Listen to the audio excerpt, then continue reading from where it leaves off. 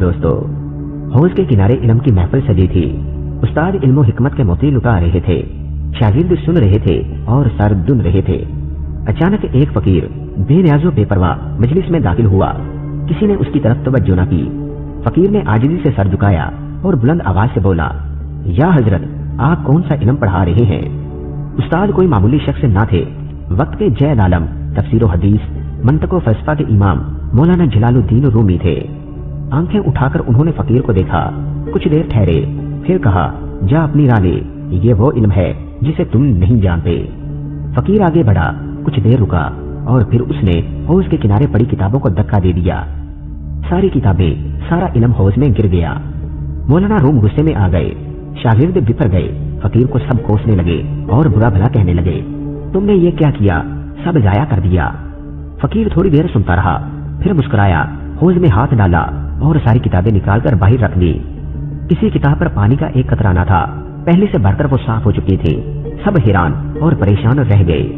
مولانا روم آگے بڑھے اور پوچھا، یا حضرت، یہ کیسا علم ہے؟ فقیر مسکرایا اور بولا، یہ وہ علم ہے جسے تم نہیں جانتے۔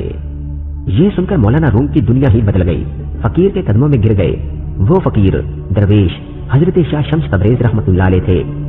مولانا روم پھر رومی ہو گئے، منطق و فلسفہ کے استاد نہ رہے، عشق و محبت، تصوف کے وہ کلندر بن گئے۔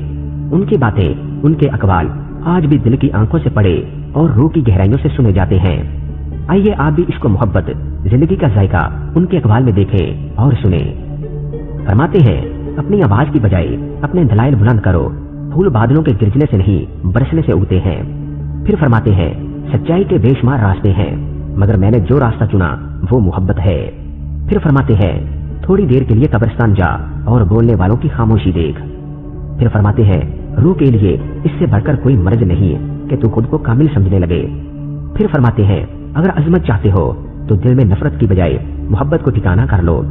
پھر فرماتے ہیں، کسی ولی کی صحبت میں چند لمحے گزارنا 100 سال کی عبادت سے بہتر ہے۔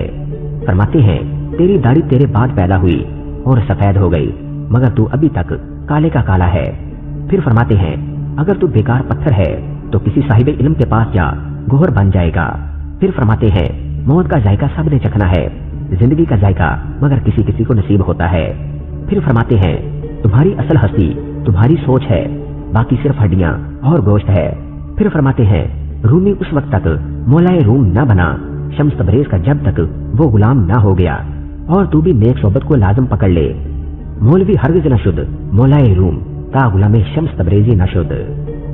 دعا کرتے ہیں کہ اللہ تعالیٰ ان بزرگان دین کے صدقہ وسیلہ جلیلہ سے ہمیں دین حق کے راستہ پر چلنے کی توفیق عطا فرمائے اور ہمارا خاتمہ بالایمان فرمائے، آمین ثم آمین۔ یہ واقعہ آپ کو کیسا لگا؟ اپنی قیمتی رائے سے ضرور آگاہ کریں۔ واقعہ پسند آنے کی صورت میں اسے لائک کرنا اور اپنے دوست احباب سے شیئر کرنا مت بھولیے۔ یہ واقعہ سننے کا بہت ہی شکریہ۔ ملتے ہیں نئے واقعہ کے ساتھ، تب تک کے لیے اللہ نگہبان۔